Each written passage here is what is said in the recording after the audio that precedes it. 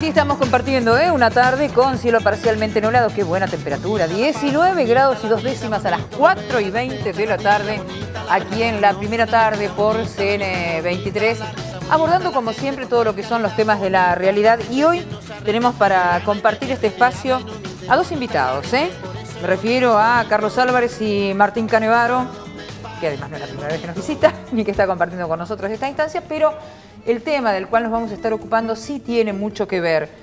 Cuando uno se pone a hablar de lo que es la diversidad, de lo que son las características y de lo que es la posibilidad a nivel tanto nacional como internacional de lo que son las distintas y diferentes alternativas al respecto.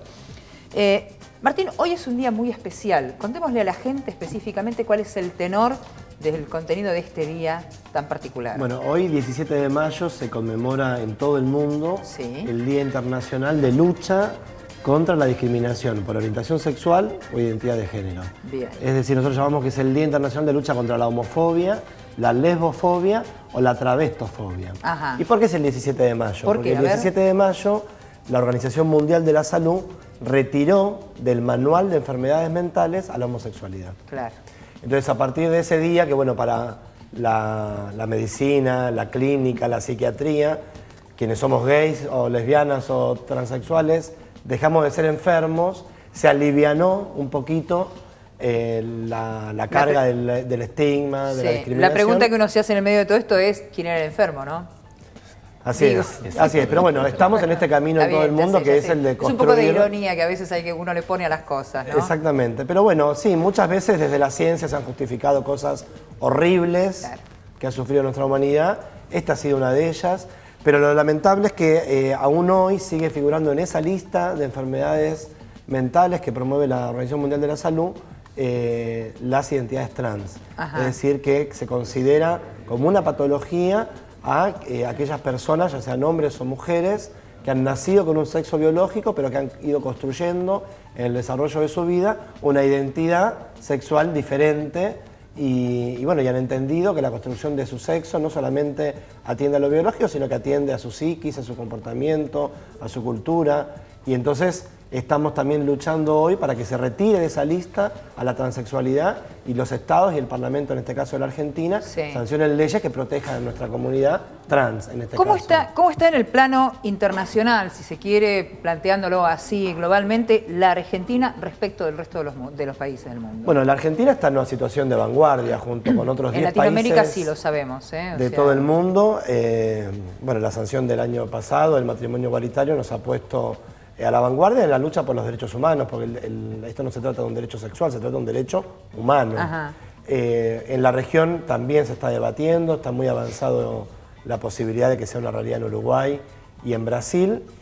Y en el otro extremo existen todavía 80 países en todo el mundo que tienen algún tipo de penalidad para las prácticas homosexuales o de travestismo.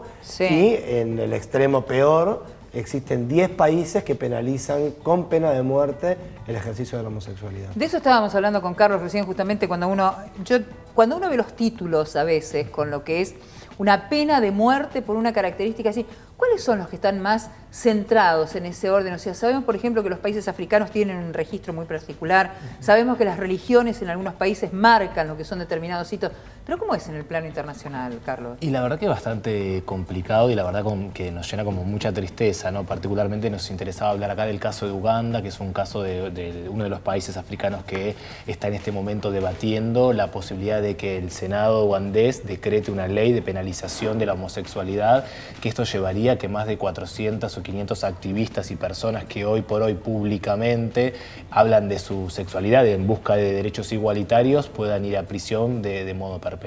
Así que la verdad que, si bien, como bien lo decía Martín, Argentina está en la vanguardia, digamos, hay varios países del mundo que están retrocediendo en términos de acceso a los derechos, ¿no?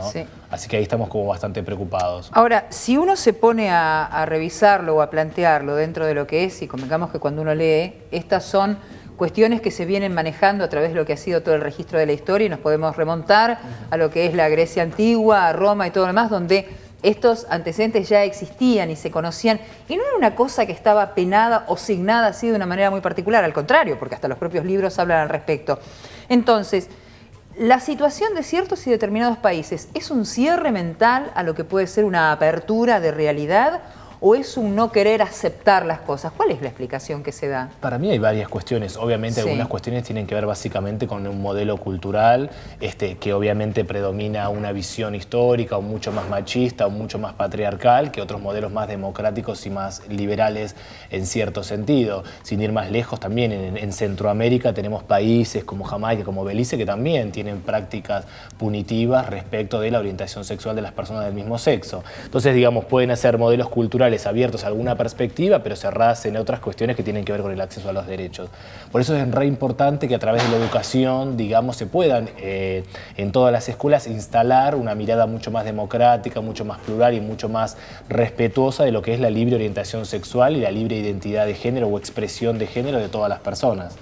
Yo creo que uno a veces cuando empieza a leer lo que son, por ejemplo, los castigos, las torturas, por la posibilidad o por lo que se considera dentro de lo que es el común denominador o el frecuente denominador de las desviaciones, como se las denomina precisamente, las torturas hacia las mujeres y las torturas también hacia los varones, en este caso en particular, pero con agresiones físicas realmente muy marcadas y bueno, lo que están planteando ahora justamente hasta llegar a una instancia como la que es la pérdida de la vida me parece la cosa más aberrante, ¿no? Contra todo ritmo natural, si se quiere, de ser humano.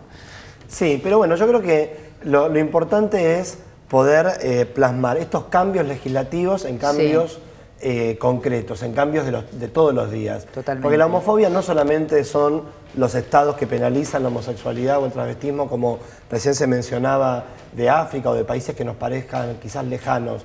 También hay situaciones de discriminación y de homofobia en la Argentina que se van, digamos, yo creo que cada vez reduciendo una mínima expresión, pero siguen existiendo. Existe la homofobia en la escuela, en el trabajo, en la universidad, en los centros de salud.